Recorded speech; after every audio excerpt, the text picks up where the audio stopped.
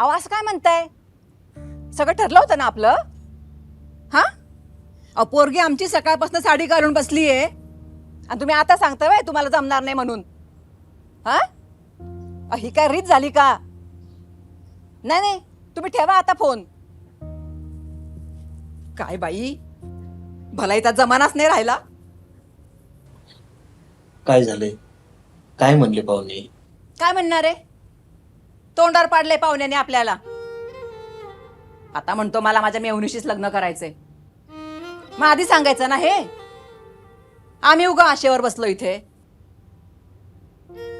दात काढायला काय झालं? हा मनासारखं झालंय. छे, मी कशाला दात काढू ग? व कोणत्या बापाला वाटेल की आपल्या मुलीचं वाईट व्हावं? आपल्या मुलीचं वाजत गाजत लग्न व्हावं हे प्रत्येक बापाचं स्वप्न असतं. पोरीच्या लग्नापर्यंत जगा म्हणजे झालं. आई, वाईट वंगळा बोललंच पाहिजे का? कावळ्याच्या शापानं काही मरत नसती. तू काळजी नको करू.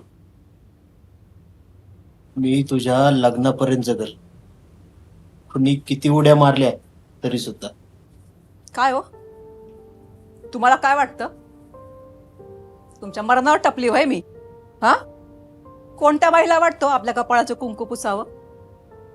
हा जे आपल्या नशिबात आलंय ते आपल्या पोरीच्या नशिबात येऊ नये असं वाटतं म्हणून बोलते मी. नाही आहे ना, खूप चांगलं नशीब घेऊन आली होती. माझी पोरगी एका मोठ्या घरातच झाला. तुमच्या तोंडात साखर पडो शिरा पडो. म्हणजे? अगं म्हणजे शिरा करा. किती दिवस झाले घरात तू गोडधोड काही केलंच नाही. मस्तपैकी आहे ना शिरा करतो. काहीच नाही.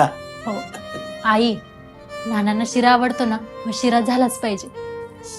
आता तुमच्या दोघांचं बहुमत झालंय म्हटल्यावर मला काय पर्याय उरला का? बनवते.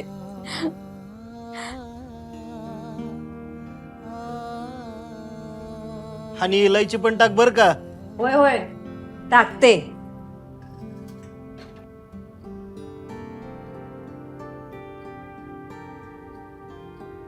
तुम्हाला कशी मुलगी हवी लग्नासाठी? तुमच्यासारखी. हं? अहो म्हणजे साधी सरळ सिंपल. काय ग, काय झालं तुला हसायला? नाही काय. जागेपणी स्वप्नातला राजकुमार बघत असेल ती. आई, असं काही नाही.